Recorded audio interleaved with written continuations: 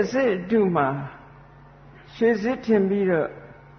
ရွှေအတုကိုဝယ်မိလိုက်လို့ရှိရင်ထိုပုဂ္ဂိုလ်ဟာအများကြီးဆုံးရှုံးသွားတယ်ဆုံးရှုံးတယ်ဆိုတာတောင်မှတဘဝပဲဆုံးရှုံးတာပါဒီတဲ့ပို့ပြီးတော့မဆုံးရှုံးဘူးတရားအတုကိုလိုက်နာကျင့်သုံးပြီဆိုလို့ရှိရင်တန်တရားခရီးကြီးပါဆုံးရှုံးနိုင်တယ်အဲ့ဒီဆုံးရှုံးမှုကပိုကြီးတယ်လို့ပြောတာနော်ဒါကြောင့်မို့လို့တရားဓမ္မကိုကျင့်သုံးလိုက်နာကြရတဲ့ဆိုတဲ့နေရာမှာလည်းပဲအစစ်အတုခွဲခြားတတ်ဖို့စံကလေးတွေမှတ်တမ်းတင်ထားဖို့လိုသေးတယ်ဒီကနေ့ခေတ်မြန်မာနိုင်ငံမှာဓမ္မဂတိကဆရာတော်တွေ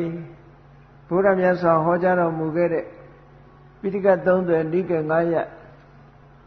ဓမ္မခန္ဓာပေါင်း84,000ကထုတ်လုပ်ပြီးတော့ဟောကြတယ်ဘုရားဘောတရားတိုင်းဟောတာဆိုလို့ရှိရင်တော့လွဲเสียအကြောင်းမရှိဘူးသို့သောမိမိတို့ရဲ့ကိုယ်ပိုင်အာဘော်ကလေးတွေထည့်ပြီးပြောသွားတာကြတော့လွဲသွားနိုင်သေးတယ်လွဲသွားနိုင်တော့အငင်းပွားเสียလေးတွေဖြစ်ပေါ်လာတဲ့ဓမ္မနဲ့ပတ်သက်တဲ့အငင်းပွားเสียလေးတွေဖြစ်ပေါ်လာတပားကလည်းဒါဖျားဟောလို့ပြောသွားတယ်နောက်တပားကလည်းဒါဖျားဟောတာမဟုတ်ဘူးလို့ပြောသွားတယ်ဟောဒါအငင်းပွားเสียတစ်ခုဖြစ်လာတပားကဒါပိဋကတ်ထဲပါတယ်တပားကပိဋကတ်စာပေထဲမပါဘူးလို့ဆိုလို့ရှိရင်အငင်းပွားเสียတစ်ခုဖြစ်လာတယ်ပေါ့အဲ့ဒီလိုအငင်းပွားเสียတွေမရှိဘူးမဟုတ်ရှိတန်တရားသာသနာတော်ရဲ့သမိုင်းမှာမြောက်များစွာပေါ်ထွန်းခဲ့တာဒါကြောင့်မို့အဘိဓမ္မာ9ကျမ်းမှာအပါဝင်ဖြစ်တဲ့ကထာဝတ္ထုကျမ်းဆိုအဲ့ဒီအယူဆရေးရာတွေနဲ့ပတ်သက်ပြီးတော့မတူညီတဲ့အယူဝါဒတွေဖြည့်ရှင်းဆုံးဖြတ်ပေးတာကထာဝတ္ထုဆိုတဲ့အဘိဓမ္မာ9ကျမ်းနဲ့တကျမ်းဟာမတူညီတဲ့အယူဆတွေမှားယွင်းတဲ့အယူဆတွေကိုစစ်စစ်ဆုံးဖြတ်ပေးထားတဲ့ကျမ်းစာတစ်ခုဖြစ်တယ်အဲ့ဒါကြောင့်မို့လို့ကထာဝတ္ထုကိုဘာသာပြန်တာမြန်မာနိုင်ငံကအရင်တော့ကရစ်မျိုးမင်းကြီးဥရွှေစံအောင်ဆိုကမ္ဘာမှာပထမဆုံးပါဠိဘာသာကနေပြီးတော့အင်္ဂလိပ်ဘာသာပြန်ဆိုပေးတယ်သူပြန်တဲ့အင်္ဂလိပ်လိုနာမည်ကို points of controversy points of controversy ဆိုတာကအငင်းပွားเสียအချက်များလို့ဒီလိုပြောတာနော်ဘုရားရဲ့တရားဓမ္မနဲ့ပတ်သက်ပြီးတော့လည်းအငင်းပွားเสียအချက်ရှိတာ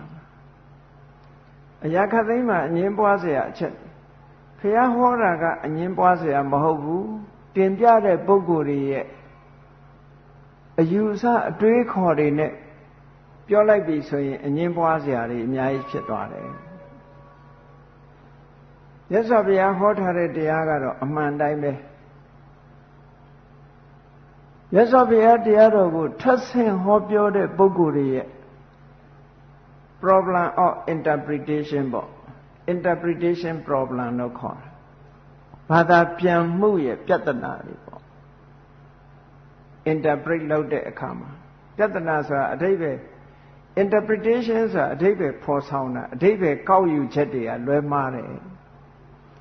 အဲ့ဒီလိုလွဲမှားစွာအဓိပ္ပာယ်ကောက်ယူလိုက်မယ်ဆိုလို့ရှိရင်လမ်းကြောင်းဟာလွဲသွားနိုင်တယ်ဘုရားရဲ့ဆိုလိုချက်တွေ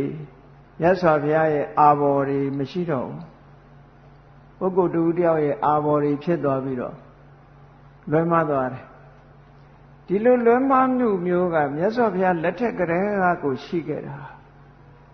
ဒီကနေ့ခေတ်မှာလည်းရှိနိုင်တာပဲဘုရားလက်ထက်ကတည်းကရှိနေတယ်မြတ်စွာဘုရားကိုယ်တိုင်တစ်ခါတစ်ခါဖြည့်ရှင်းဆုံးဖြတ်ပေးရ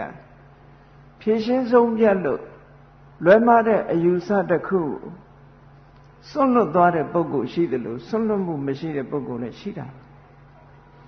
ဘုရားကိုယ်တိုင်ရှင်းလင်းပြတာတောင်မစွန့်လွတ်တဲ့ပုဂ္ဂိုလ်တွေရှိသေးတယ်ဘယ်သူတွေတုန်းဆိုလို့ရှိရင်မြတ်စွာဘုရားလက်ထက်ကတာတိဆိုတဲ့ယဟန်တာတိဆိုတဲ့ယဟန်တို့အရိဋ္ဌဆိုတဲ့ယဟန်တို့အရိဋ္ဌဆိုတဲ့ကိုယ်တော်ကမြန်မာလိုပြောရင်တော့ဥရိဋ္ဌပေါ့နော်အဲ့ဒီဘုန်းကြီးကဇာတပေတဲ့ဘုန်းကြီးတွေပါပဲ အဲ့တော့ဘုန်းကြီးတွေလည်းဇာတပိဋကဆိုတဲ့အတိုင်းမလွဲမှားဘူးလို့မအောင်မေ့နဲ့